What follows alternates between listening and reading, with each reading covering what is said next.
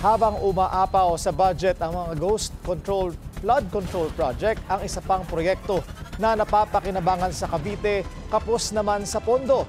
Narito ang exclusive agenda report ni Joash Malimban.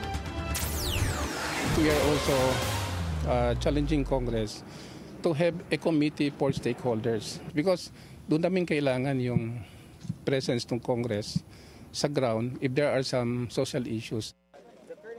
Yan ang hamon ni DPWH Undersecretary Emil Sadain sa mga kongresista sa gitna ng kontrobersya ng mga maanumalyang flood control project.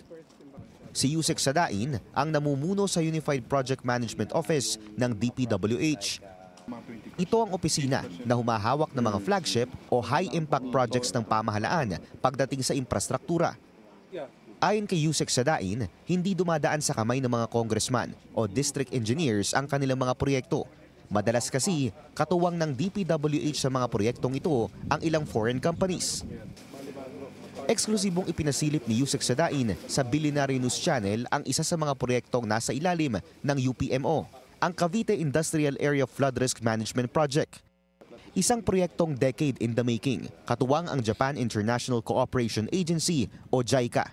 Along with the financial support, the Japanese government provides technical support. That is, Japanese consultant is now undertaking the construction supervision. Yes. And also, Japanese contractor is undertaking the project implementation. Binubuo ito ng 5 contract packages na nagkakahalaga ng halos 10 billion pesos at inaasahang matatapos ngayong 2028. Ang proyektong ito, long-term solution daw para sa baha sa low-lying areas ng Cavite. Partikular na sa mga bayan ng Noveleta, General Trias, Rosario, Kawit at Imus. Ang main component ng project, pagbuo ng isang diversion channel na babagtas sa mga bayan patungong Manila Bay. Madalas kasing sanhi ng baha sa mga lugar na ito ang pag-overflow ng Ilang-Ilang at Imus Rivers tuwing bumubuhos ang matinding pag-ulan. Yung baha po sa amin, hindi lang simpleng baha. May ano po ito, may puwersa, may current. Kasi yung tubig ko galing sa upland area, rumaragasa po yan eh. So kaya niyang sirain yung mga bakod, kaya niyang pataubin yung mga sasakyan. Tapos na ang first part ng proyektong ito noong 2024, ang 2 retarding basins sa General Trias na una nang naging effective na flood mitigation sa bayan ng Noveleta noong panahon ng habagat. Nakita po natin na bumagal nga po pagdating ng 4.55 hanggang 5.5, bumabagal na po yung pagtaas ng ilog natin dahil pupunta na po siya sa 2 retarding basin natin. Sumama ang news team sa ginawang inspection ni Yusek Sadain sa status ng proyekto. 30% complete pa lang ang proyekto pero up to standard ang gamit ng mga materyales at plano. In the market now, masyado pong lumalabas yung maraming mga proliferation of these sheet piles called the cold form. Mas mura, but in terms of the section modulus and flexibility, mas madali po itong mayupi. That's why marami po tayo nakikita mga nagfe-fail. But for the ODA flood control projects, the foreign assisted projects, we always use and we always recommend the hot rolled sheet pile. Kwento pa ng DPWH, kahit konting pagbabago o pagsaliwa sa master plan, kino-call out agad sila ng Japanese counterpart sa JICA.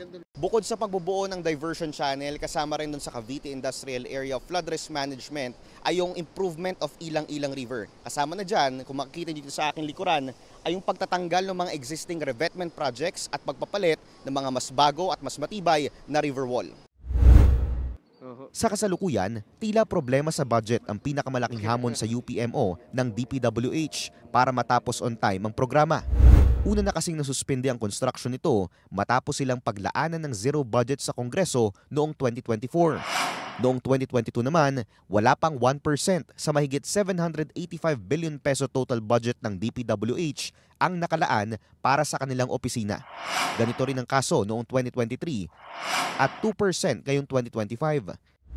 Panawagan ni Yusek Sadain, pabor siya na may mapanagot sa mga maanumalyang flood control projects. Pero aniya, sana ay makita ng Kongreso ang effectiveness ng flagship projects na less prone umano sa korupsyon. Maybe kung pwedeng kasuhan, kung talaga nagkasala, they can even put that in jail. Pero maybe Congress should leave us in the determinations of these projects. No? Once we have some study, Huwag nilang baguhin. Once we have a very specific program sa mamalakiang projects, huwag nilang palitan ng iba. Because flagship projects has to be given a more important focus on budgeting. Hindi lang po ito sa flood control. Sa kasalukuyan, naghahanda na ang DPWH UPMO at ang JICA sa inauguration ng relocation site para sa informal settlers na naapektuhan ng kanilang proyekto. Bubuksan ng nasa mahigit 80 housing units sa bayan ng Noveleta sa Setyembre at sisimulan ng official relocation sa Oktubre.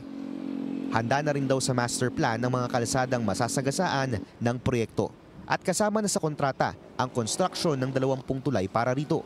Para sa agenda, Joash Malimban, Billionaire News Channel.